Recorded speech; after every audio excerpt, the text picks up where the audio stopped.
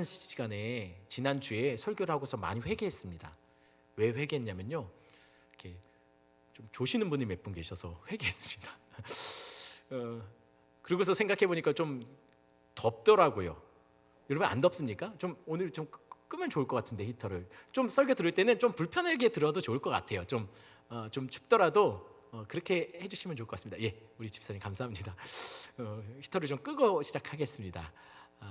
원래 구약에 보면 말씀이 선포될 때는 성도들은 다 일어났었어요. 반대죠. 그때는 설교 전하는 자는 앉아 있었고 성도들이, 백성들이 일어났었습니다. 지금은 그렇게 반대로 하지만, 그러니까 예배를 드릴 때 조금 불편하더라도 좀 이해해 주시고 말씀에 더 집중할 수 있다면 잠깐 약간 춥더라도 그냥 예 해주시면 감사하겠습니다. 예, 예 아닌가요? 예. 저기 오늘 본문 기억나시죠? 오늘 같이 읽었던 본문 어떻습니까? 우리가 좋아하는 본문 아닙니까? 우리가 너무 잘하는 본문이죠. 그렇죠. 하나님께서 아브라함을 불러내시는, 그리고 아브라함을 축복하시는 그 본문. 주로 이 본문 언제 많이 들었나요? 목사님들이 이 본문 갖고 언제 주로 설교를 많이 하시죠? 개업 예배, 이사 예배 때 많이 설교하시죠. 이 본문이 참 이사할 때 또는 개업 신방 때 단골 본문입니다. 우리는 이 본문을 그래서 잘 알고 있어요. 그리고 이 본문을 우리는 많이 사랑해요. 좋아해요. 어떤 분은 액자로 걸어놓기도 합니다. 가게 상점이나 이런 데 보면 액자로 이 본문이 걸려있는 본문, 그런 가게들을 많이 보게 됩니다. 여러분 왜 좋아할까요? 이 본문을 사람들이? 일단 복이 많이 나와요. 복이 많이 나오니까 좋죠.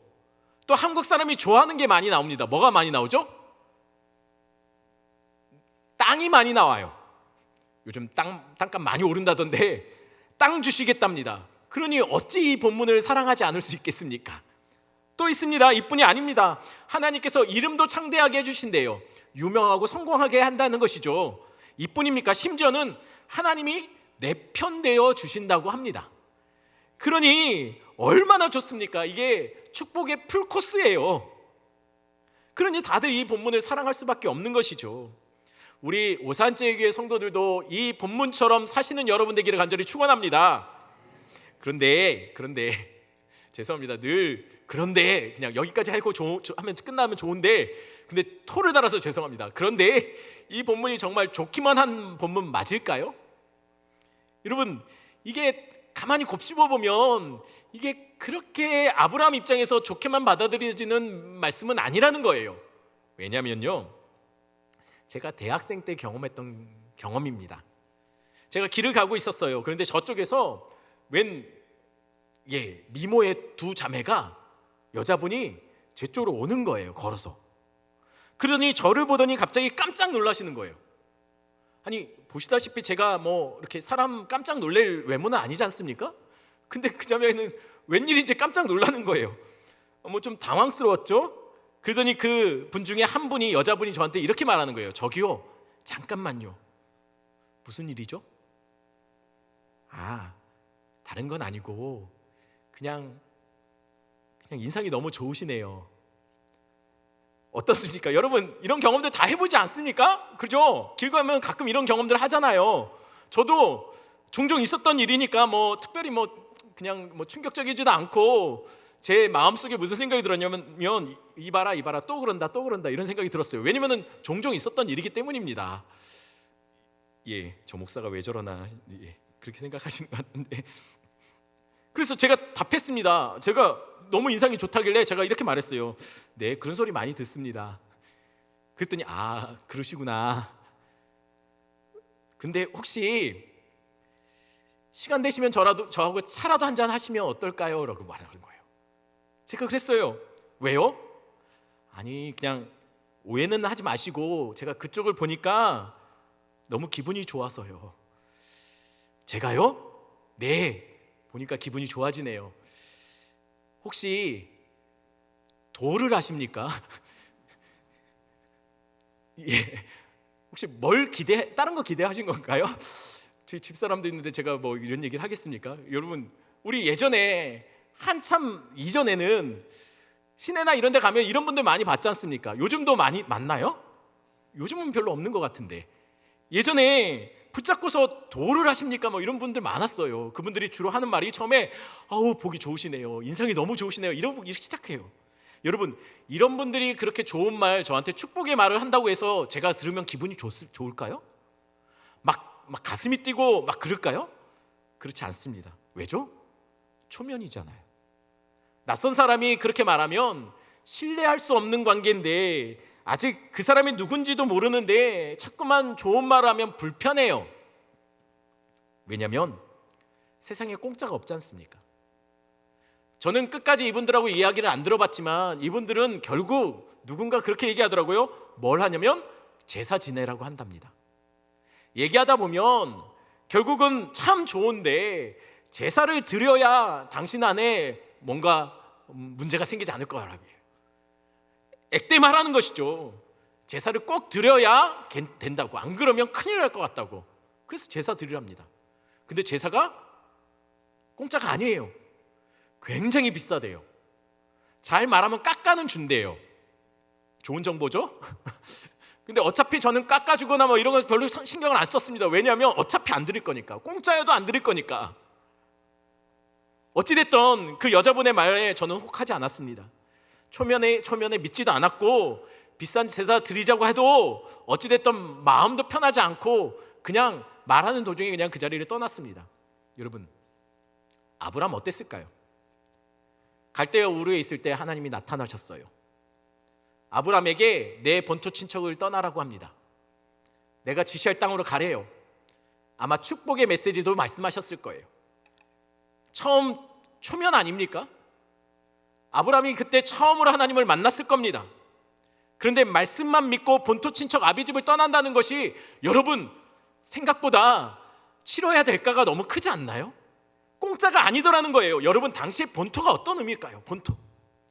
본토는 나의 삶의 터전이에요. 거기는 내가 수고하고 고생해서 세운 집이 있습니다. 나의 생계를 위해서 가꾸어 놓고 일구어 놓은 밭이 있어요. 내 생업이 있습니다. 게다가 그때 당시에는 텃세가 심하던 때였어요. 그러니 내가 이곳을 나의 본토라고 말할 수 있을 정도라면 그 땅에서 내가 얼마나 치열하게 싸웠겠습니까?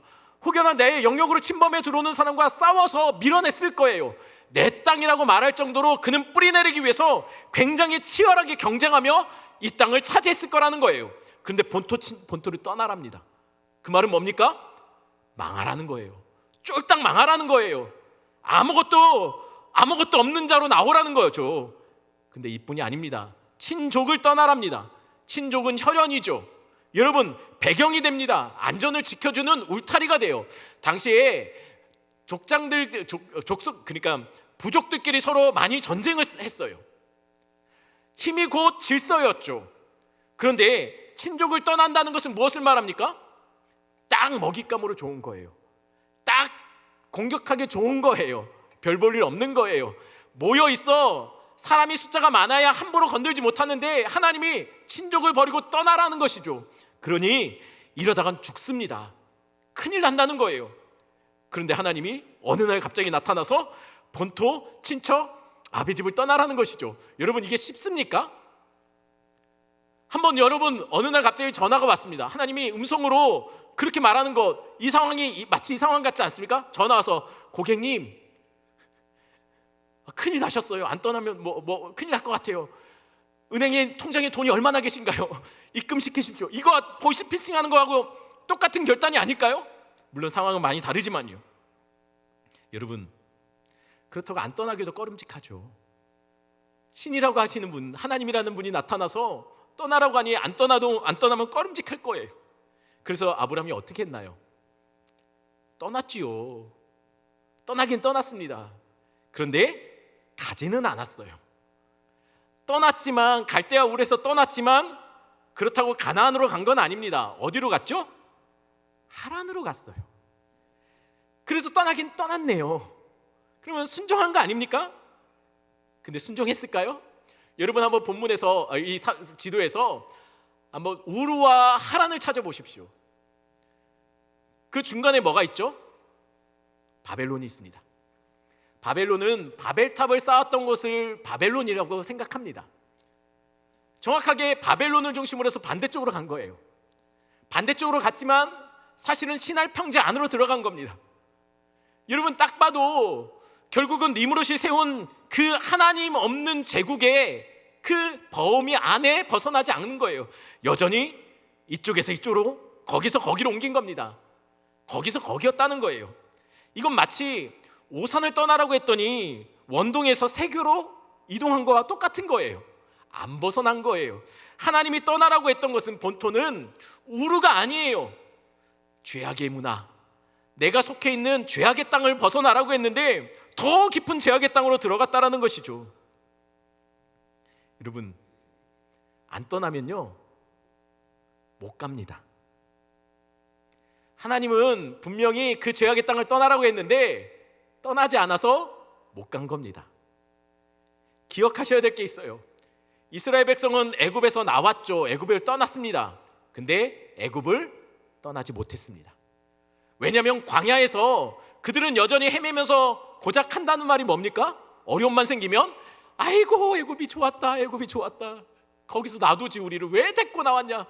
여러분, 애굽을 떠났지만 그들은 여전히 애굽을 떠나지 않았습니다. 애굽 붙잡고 사는 거예요. 그러니까 그들이 어디 갑니까? 가나안에 못 들어가는 거예요.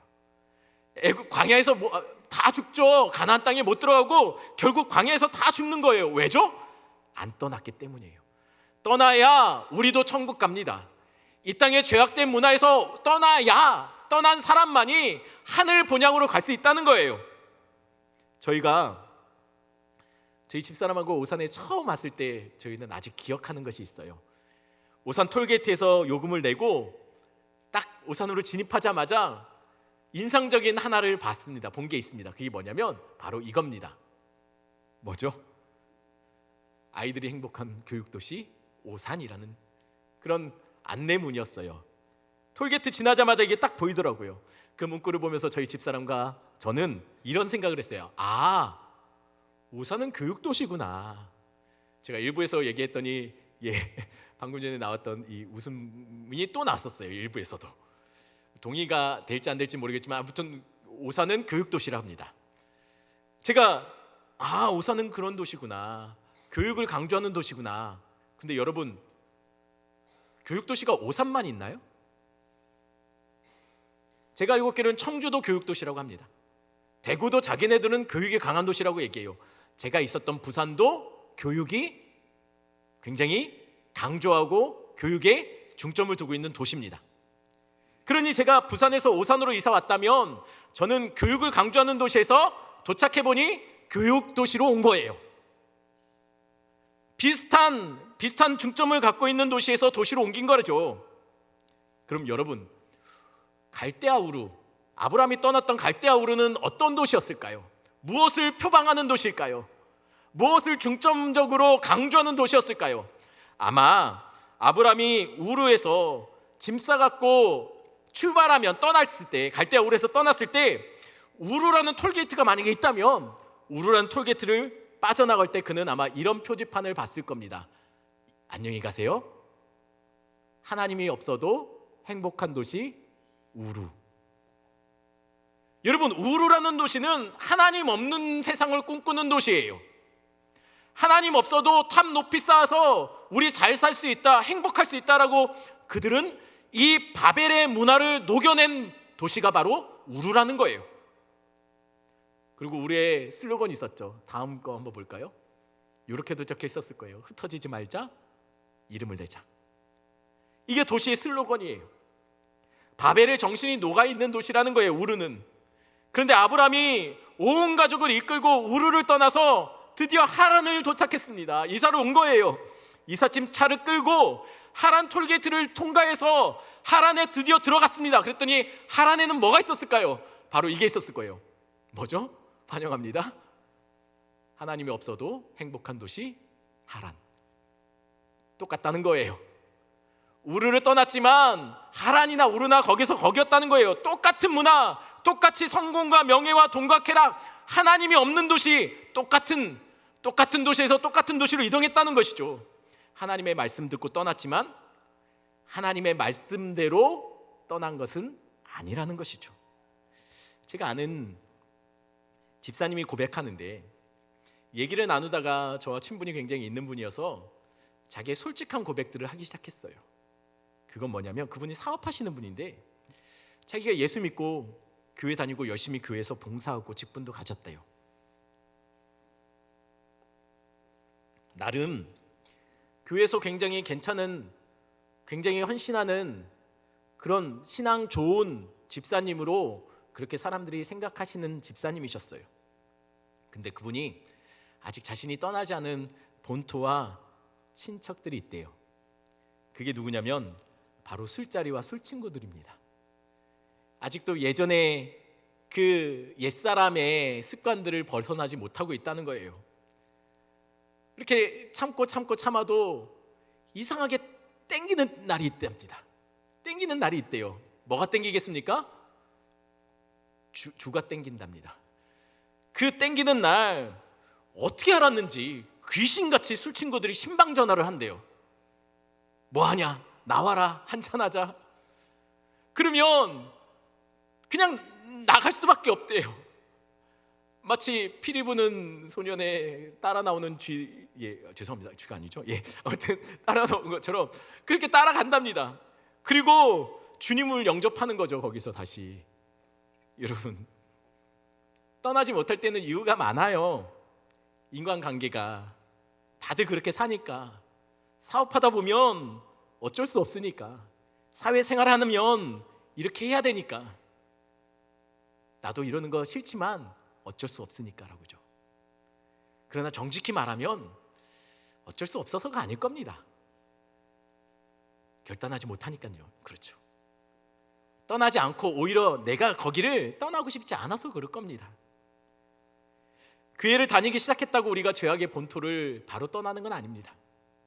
기도하고 직분받고 교회에서 열심히 봉사한다고 내가 옛사람, 옛 죄악의 습관을 바로 던져버릴 수 있는 것은 아닙니다. 우리의 삶의 방향이 또 다른 성공과 쾌락의 도시를 추구하고 그 하란을 향해 나가고 있다면 떠난 것이 아닌 것이죠. 그래서 하나님이 하란에서 아브라함에게 다시 말씀하시는 거예요. 1절 말씀 우리 읽었지만 한번 같이 읽어볼까요? 1절 말씀입니다. 한 목소리 읽습니다. 여호와께서 아브라함에게 이르시되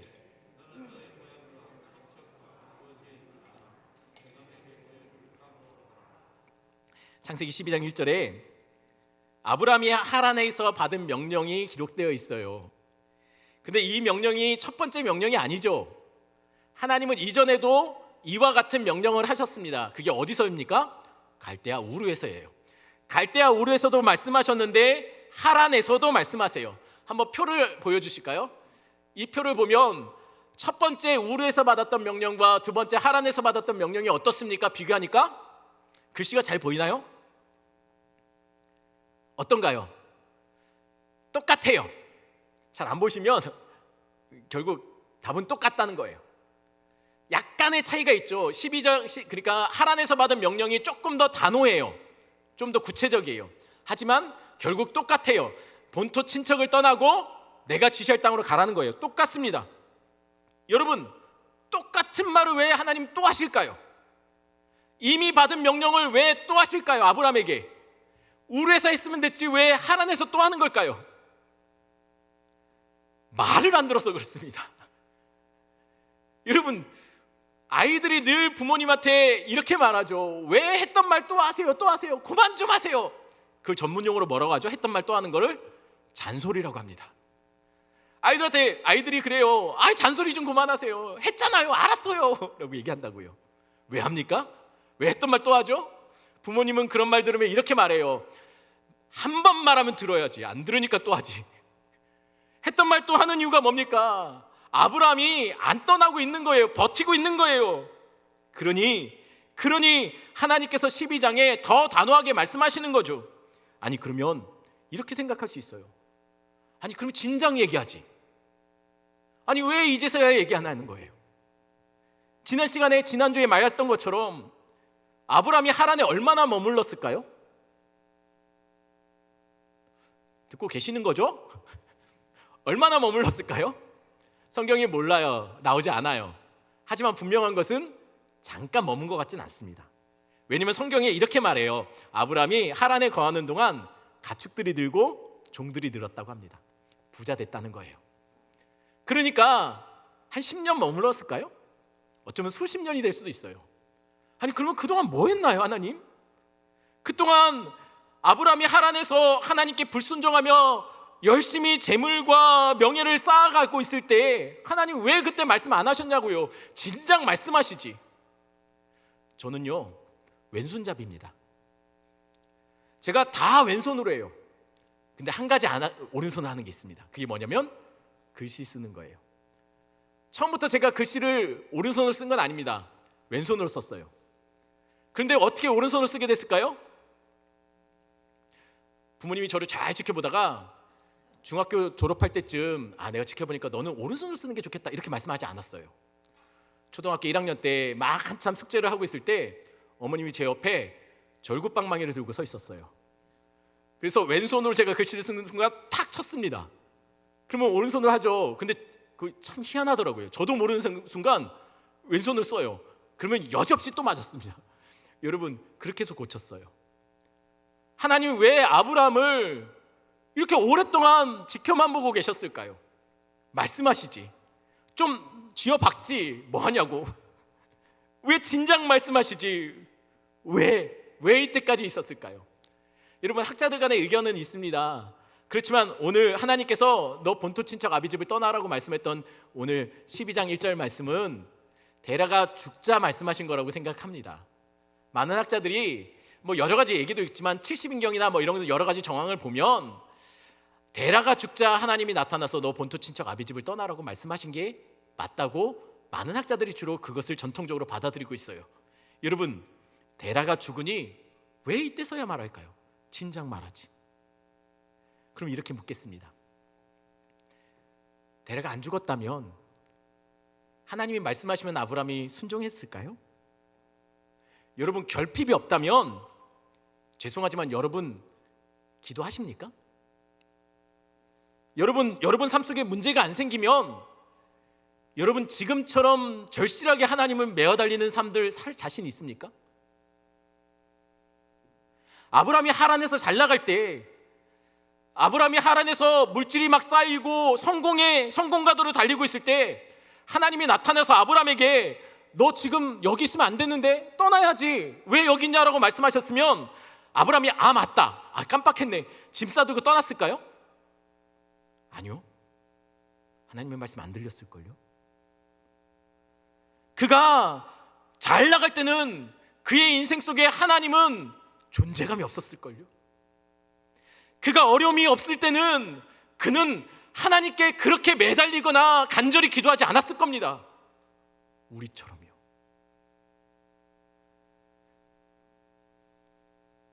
우리도 무언가 결핍이 생기지 않으면 우리 삶 속에 얼마든지 하나님 믿고 살 능력이 우리 안에 다 있지 않습니까? 우리 안에 결핍이 있기 때문에 우리가 하나님 앞에 매달리는 거 아닌가요? 그래서 하란은 그렇게 쉽게 떠날 수 있는 땅이 아니에요. 하란은 여러분 내 힘으로 떠날 수 있는 땅이 아니라는 거예요. 제 제자 중에 선교에 대해서 되게 관심 있는 제자가 있습니다. 그 아이가 대학교 졸업할 때쯤이었던 것 같아요. 지나가다가 복도에서 만났어요. 그래서 제가 그 친구한테 그렇게 말했습니다. 너 기억하지? 다음 주에 선교 부흥회 있어. 꼭 참석해. 제가 그 친구가 선교에 대한 관심이 많은 걸 알고 있기 때문에 선교 부흥회 오라고 알려줬습니다. 그런데 그 아이가 그 얘기를 듣더니 뭐라고 했을까요? 목사님 저 가기 싫어요 그랬어요. 아니 선교 부흥회 왜 가기 싫은데 그 아이가 뭐라고 대답했을까요? 가봤자 별로 은혜도 안 되고 가봤자 시간도 참 그냥 별로 저한테 유익한 것 같지 않아요 라고 말했을까요? 아니요, 오히려 그 반대였습니다. 이 아이가 선교 부흥회에 오기 싫어하는 이유는 은혜 받을까 봐.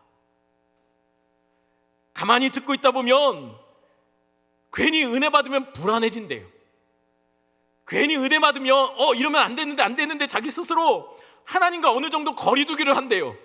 코로나 때문에 거리 두는 게 아니라 그 아이는 하나님께 너무 가까이 가면, 은혜 받으면, 그래서 자기 스스로 한 3단, 거리두기 3단계 4단계 정도로 하나님 앞고 거리두기를 하는 거예요. 왜냐면 은혜 받으면 하나님이 자기를 아프리카로 보낼 것 같고 오지로 보낼 것 같아요. 이러면 안 되는데 하나님이 나한테 뭘 콕 끼는 거 아닌가, 이런 생각이 든다는 거죠. 왜냐면 이 아이가 예전에 선교 부흥회 때 선교 부흥회 강사분이 그랬대요. 막 설교하는 중에 내 인생을 하나님을 위해서 1년 아니면 그 이상 헌신하고 작정하고 선교사로 헌신하라고, 일어나라고 했더니 일어났대요. 그래서 그게 늘 마음속에 걸린대요. 자기 나름대로 지금 계획한 대로 잘 차차 나가고 있는데, 자격증도 따고 취업을 위해 준비하고 있고 결혼도 준비하고 있는데, 하나님의 내 계획 속에 하나님이 끼어들지 않았으면 좋겠대요. 마치 하나님이 어디로 보내시면 다 놓고 가야 되지 않습니까? 하던 거 다 접고 가야 되는 거 아닙니까? 그러니까 하나님, 잠깐 너무 가까이 오지 마세요. 하나님 좀 그렇습니다. 지금 하나님 좀 우리 조금 거리 둬요. 그래서 하란을 안 떠나고 있는 거예요. 하나님이 불편하다는 거예요. 하나님이 나를 자꾸만 더한 순종으로 이끄실까 봐, 더한 것을 요구할까 봐 하나님이 불편하다는 거예요. 사실 여기 우리 성도님들 왕년에 이 아이처럼 은혜 받고 헌신 안 해본 사람 여기 있습니까? 별로 없죠. 우리도 다들 붕해로 또는 수련회로 한때 뜨겁게 기도하다가 눈물 콧물 흘리며 하나님, 나 아무것도 드릴 거 없어서 내 몸을 바칩니다, 내가 주님을 위해서 살겠다라고 결단한 적 없습니까? 다들 그런 헌신들 한 번쯤 해봤지 않습니까? 주님, 내가 직장에서 하나님을 위해서 이런 삶을 살겠다고 결단한 적 없습니까? 하나님, 내가 결혼하면 이런 가정 만들겠다고 결단한 적 없습니까? 내가 주를 위해 내 인생을 드리고 사업을 통해, 물질을 통해, 내 시간을 통해 나는 주님을 위해서 살겠습니다, 내 인생 내 거 아닙니다, 주님 겁니다 라고 결단한 적 없냐는 거예요. 그래서 다들 과감하게 어느 정도의 우르는 떠났지 않습니까? 그런데 도착한 곳이 어디입니까? 정말 약속의 땅에 도착해 와 있나요? 여러분이 꿈꾸는 그 삶의 헌신을 여러분들 그 땅 위에 지금 서 있습니까? 그런데 제 제자 아이처럼 여전히 떠나지 못하고 그 주변에서 걸성해지고 뭔가 적당한 이유와 핑계를 붙잡고서 주저앉아 있지 않습니까? 우리는 못 떠나요. 우리는 스스로 하나는 못 떠납니다. 우리 힘으로는 안 됩니다. 하나는 그런 곳이에요. 그러니 그런 우리의 모습을 보면 하나님 얼마나 속 터질까요? 어디까지 갔나 봤더니 늘 그 자리예요. 떠난 줄 알았는데 지금 출발합니다 해서 봤는데 아직도 거기에 있어요.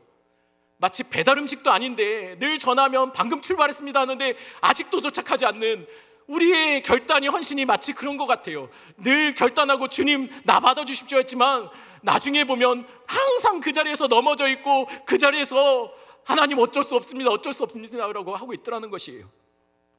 그러니 하나님 얼마나 답답하실까요? 늘 그 자리에 머물러 있는 아브라함 보면 하나님 얼마나 속 터질까요? 그런데 이상한 것은요, 그런데 더 이상한 것은 아브라함보다 하나님이에요. 하나님은 기다리고 있어요. 말하지 않고 아브라함이 순종할 때까지 기다려요. 늘 그 자리에 아브라함과 함께 그냥 기다려요. 하나님은 아브라함이 설득될 때까지, 아브라함이 떠날 수 있을 때까지 기다리고 있더라는 거예요. 마치 하나님은 아브라함아, 난 너 아니면 안 돼. 내 계획 속에는 너 아닌 다른 대안은 없어. 너여야만 해. 마치 그러는 것 같아요. 하나님이 온 세상을 구원하시겠다는 그분의 위대한 계획 속에는 아브라함이 그 출발점이라는 거예요. 그 아닌 다른 대안을 하나님 생각하지 않고 있는 것처럼 보인다는 거예요. 꼭 아브라함 같은 우리처럼 말이죠. 늘 바뀌지 않고 늘 변하지 않는 우리. 하지만 하나님은 늘 우리에게 찾아오셔서 재현아, 난 너 아니면 안 된다라고 말하는 거예요. 내가 너의 가정을 바꾸는 것, 내가 이 학교를 바꾸는 것, 내가 불신 가정에 들어와서 이렇게 신앙 가지며 사는 것, 내가 너를 이 가정을 위한, 이 가정을 변화시키기 위한 내 계획, 위대한 계획 속에 너를 초대했단다. 난 너 아니면 다른 대안이 없단다라는 것이죠. 그런데 왜 하필 아브라함일까요? 아브라함이 아닌 다른 사람은 없습니까? 당시 아브라함 시대에 욥이라는 최고의 의인이 있었어요. 욥도 아브라함과 동일 시대에 살았던 사람으로 생각해요. 그러면 욥이 낫지 않습니까? 욥이 100배는 나을 거예요, 아브라함보다. 또 당시에 샬레망 멜기세덱도 있었습니다. 아브라함보다 낫겠죠. 그런데 하나님은 아브라함을 끝까지 기다려요. 떠나지 않고 주저주저하고 여전히 머물고자 하는 그를 끝까지 기다려요. 하나님의 캐스팅은 말도 안 되는 것처럼 보이더라는 거예요. 왜 아브라함일까요? 왜 말도 안 되는 아브라함일까요? 왜 하나님은 말도 안 되는 우리여야만 할까요? 왜 하나님은 끝까지 우리를 기다릴까요? 왜 참고 인내하며 지독하게도 말 안 듣고 변하지 않는 우리를 하나님은 끝까지 기다리시는 걸까요? 왜냐하면 이렇게 말도 안 되는 아브라함이 변한다면, 이렇게 말도 안 되는 아브라함이 믿음의 조상 됐다면 우리도 될 수 있는 거 아닙니까? 하나님이 말도 안 되는 아브라함을 부르시는 이유는 이 사람이 변하면 그것을 통해서 봐봐, 너희도 돼. 아브라함도 됐잖아. 이거 알려주시기 위해서 하나님이 많고 많은 사람 중에 가장 말도 안 되는 사람을 부르는 거예요. 여러분, 아브라함은 우리가 믿음의 조상이다 말하지만 사실은 아브라함의 원래 모습은 그렇지 않아요. 형편없는 사람이었다는 것이에요. 그래서 기어이 하나님은 아브라함을 하란에서 불러내십니다. 그리고 2절에 이렇게 약속하세요. 한번 2절 말씀 한번 같이 읽어볼까요? 한 목소리 읽겠습니다. 내가 너로 큰 민족을 이루고.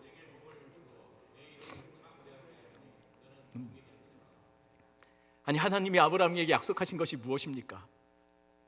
복입니다. 복 주시겠답니다. 그 복이 뭐죠? 첫 번째, 큰 민족을 이루는 겁니다. 두 번째, 이름을 창대하게 하는 겁니다. 유명하게 만든다는 것이죠. 아브라함을 끝까지 인내하며 기다리신 이유는 이것 때문이에요. 복 주시려고요. 하나님이 우리 같은 사람을 끝까지 책임지고 붙잡고 놓지 않는 이유는 이 이유 때문이에요. 복 주시려고요. 우리같이 말도 안 되는 사람 끝까지 붙잡아서 천국까지 데려가시려고, 이 복 주려고 하나님이 우리를 끝까지 놓지 않는다는 거예요. 복 주시려고 그런다는 거예요. 여러분, 그러니 이 약속이 우리에게 얼마나 좋습니까? 그런데 조건이 있어요. 떠나야 돼요. 본토 친척 아버지 집을 떠나라는 거예요. 근데 이상하지 않습니까? 여러분, 본토 떠나면 유명해집니까? 아브라함은 하란에 있을 때 유명했을 거예요. 나름 세력 있는 집안이었어요. 가문이 좀 괜찮았을 거예요. 돈 좀 있었을 거예요. 그러니 하란에 머물러 있으면 그는 하란에서 이미 유명했어요. 안 떠나면 됩니다. 그런데 하나님 떠나래요. 아무도 없는 곳으로. 너의 모든 연줄이 끊기고 모든 것이 바닥에서 시작하는 그곳으로 떠나랍니다. 하나님이 친척 아버지 집을 떠나랍니다. 여러분, 떠나면 큰 민족 될 수 있나요? 아니죠. 오히려 떠나지 말아야 좀 괜찮은 가문, 큰 가문 되는 거 아닙니까? 떠나는 순간 그는 더 초라한 족속이 되는 거예요. 그러니 안 떠나야 맞아요. 세상은 그렇게 말합니다. 떠나지 말아야 된다고요. 그런데 세상과 다른 방향으로 하나님은 이끄세요. 너 거기서 나오라는 거예요. 본토 친척을, 아버지 집을 떠나라는 거예요. 왜죠? 여러분, 하란은요, 하란은 그곳에 머무는 순간 내 힘으로 살아야 되지만 가나안은 하나님 없으면 살 수 없는 곳이에요. 그곳으로 하나님이 보내신다는 것이죠. 그런데 여러분, 이 약속이 어디서 많이 본 약속 아닙니까? 큰 민족을 이루겠다, 이름을 창대케 하겠다. 어디서 많이 봤죠? 하란과 우르의 톨게이트에 나옵니다. 흩어지지 말자, 이름을 내자. 정확하게 말하면 바벨탑 쌓았던 사람들이 외치던 슬로건이에요. 창세기 11장에 니므롯이 바벨탑을 쌓는 사람들에게 이렇게 약속했어요. 한번 둘을 비교할까요? 니므롯도 마찬가지였어요. 큰 민족을 이루는 거, 흩어지지 말자. 흩어지지 않으면 큰 민족 되는 거 아닙니까? 우리 이름을 내자는 것은 이름을 창대케 하는 거 아닙니까? 유명해지는 거 아닙니까? 결국 니므롯이 외친 약속이나 하나님이 약속하신 거나 둘이 똑같다는 거예요. 그럼 이상하지 않나요? 이상하죠. 하나님이 바벨탑을 쌓은 사람들을 좋아하셨습니까? 거부하셨어요.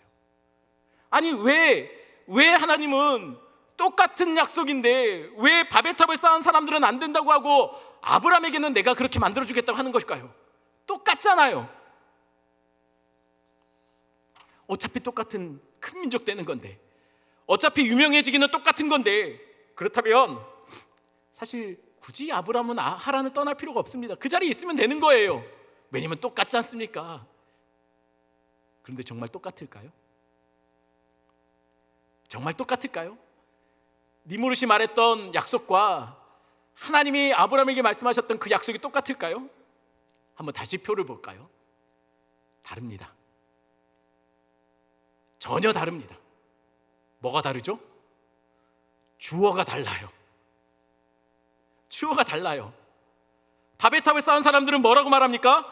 우리가 흩어지지 말고 우리가 우리의 이름을 내자라고 얘기해요. 주어가 달라요. 하란과 우르는 내가 주어가 되는 땅이에요. 그런데 아브라함과 하셨던 약속은 달라요. 주어가 누굽니까? 하나님이에요. 하나님이 아브라함을 큰 민족을 만들겠다는 거예요.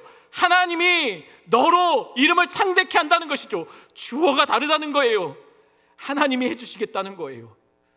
하나님이 본토 친척 아비집을 떠나면 내가 책임져 주겠다는 거예요. 본토 친척 아비집을 떠나 가나안 땅에 들어온 아브라함은 어땠을까요? 거기는 내가 주어가 되면 살 수 없는 땅이에요. 내 힘으로 할 수 있는 게 아무것도 없는 땅이에요. 본토가 없잖아요. 먹고 살기 막막해요. 나를 보호해주는 울타리도 없습니다. 내 친척들도 없어요. 여러분, 가나안 땅은 허허벌판이에요. 늘 여기 치이고 저리 치여요. 그래서 그 땅에서는 내가 주어로서는 살 수 없어요. 내가 할 수 있는 게 아무것도 없는 땅이 가나안이에요. 그래서 하나님이 그 땅으로 불러내시는 거예요.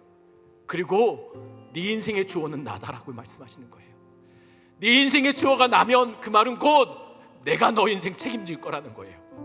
하루하루 기가 막힌 상황, 하루하루 하나님 의지하지면 살 수 없는 상황인다 할지라도 하나님의 살아계심을 경험하는 땅이 바로 광야라는 거예요. 바로 가나안이라는 거예요. 하나님이 내 인생을 그분의 이야기로 써가시겠다는 거죠. 하나님이 내 인생의 주어가 되겠다는 거예요. 그래서 아브라함은 가는 곳마다 세상 사람들처럼 탑을 쌓은 게 아니고 가는 곳마다 그곳에 제단을 쌓습니다. 그리고 그곳에서 하나님의 이름을 외쳐요.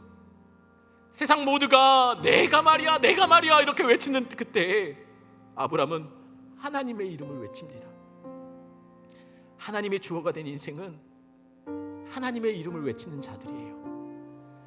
내 인생에 하나님이 주어가 된다면 그 자는 하나님께 예배하는 자일 겁니다.